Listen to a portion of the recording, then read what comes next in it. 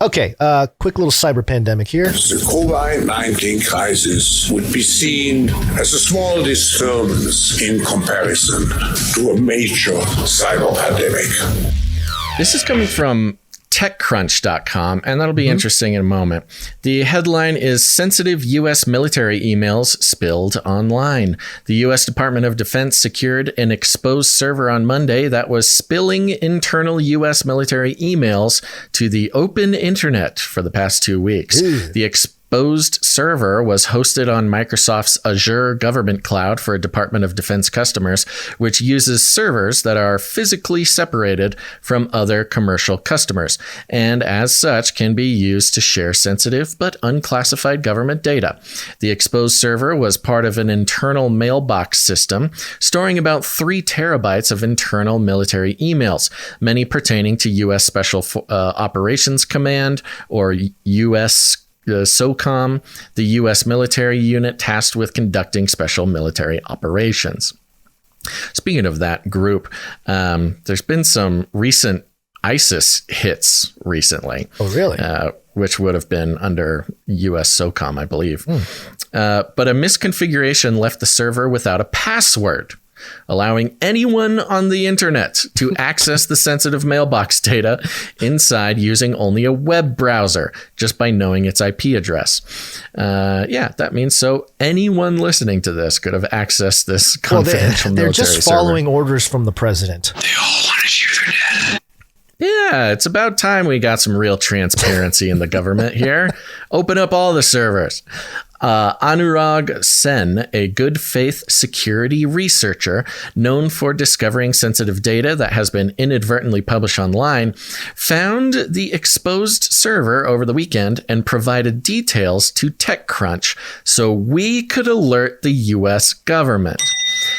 And this was a very strange thing to read. Yeah, you're becoming the story. What's going on, TechCrunch? Why are you being the liaison between the good faith white hat security researcher and the U.S. government, and then writing yourself into the article? Very interesting. Exactly. And this was the core principle of the Julian Assange issue, the Edward Snowden issue, both of them on sort of different sides of the issue. But Julian Assange specifically, if people need reminding, because people often forget, he did not hack anything. He did not even steal any information. He did nothing. There was a whistleblower that gave him documents, and they were documents that were relevant for the public to know about what their government was doing. Snowden was involved in a similar thing. And then he published it. All he did was put it on WikiLeaks. Now, as a journalist, under journalism protections, that should have been fine. Journalists are allowed to publish information that is given to them by whistleblowers. That's why we have whistleblower laws. In this case, this Anurag Sen, who they go out of their way to say is a good faith security researcher, another name for that is hacker, who has previously done this stuff. And maybe he's good faith now to keep his freedom. Maybe he was caught doing something else before. Yeah, exactly. So there's a little bit of image crafting going on here, not just for Anurag, but also for TechCrunch, because TechCrunch is in the position of the Julian Assange character this time. They did not given information. They were given documents, which is funny. The way they describe it then. This Anurag fella got the stuff, sent it to TechCrunch so we could alert the U.S. government. We're not here to just publish the documents. We're here to tell the government. How are we telling the government? Oh, I don't know. We're publishing an article about the documents, so the government should know now.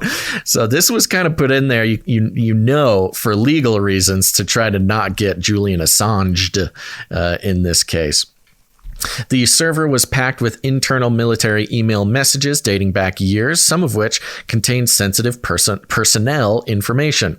Again, This was the big thing with WikiLeaks was, it gave away CIA operatives around the world. Same with Snowden. By the way, I'm sorry, just real quick. TechCrunch on the Harvard list is number 71.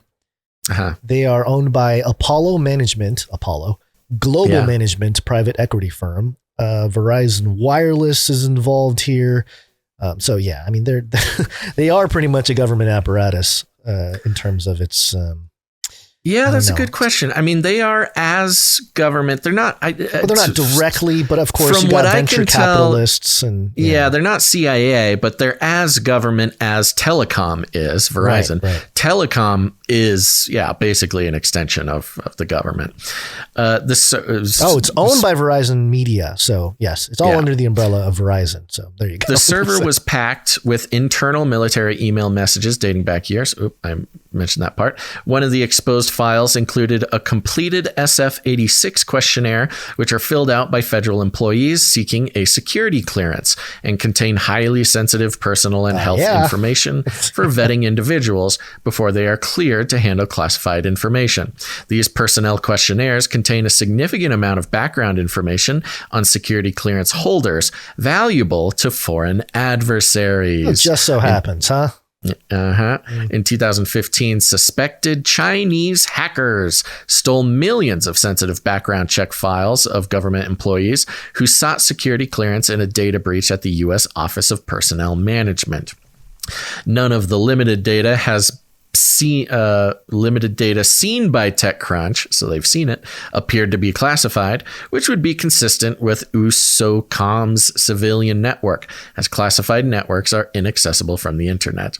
According to a listing on Shodan, a search engine that crawls the web for exposed systems and databases, the mailbox server was first detected as spilling data on February 8th. It's not clear how the mailbox data became exposed to the public internet, but it's likely due to a misconfiguration caused by human error. Roll out Flippy. Can't have these data leaks of email. Gotta get a Flippy patch to keep things, maybe a flaming sword to make sure there's no leakage. Some AI server admins. So this is interesting. It's not quite a huge hacker story. However, if the story is being sort of controlled, I mean, a whoopsie daisies on the admin side is so embarrassing, especially for, this is the same government that wants to track your every move and put it on a, health ID and et cetera, et cetera. Yes. They just little whoopsie daisies. Yeah. But yes, blaming human error is a wonderful reason to start implementing AI sort of server admin stuff, which coincidentally, Biden just signed an executive order that related to AI being used in the government. We didn't bring it now. We'll do a deeper dive later. So the timing is wonderful.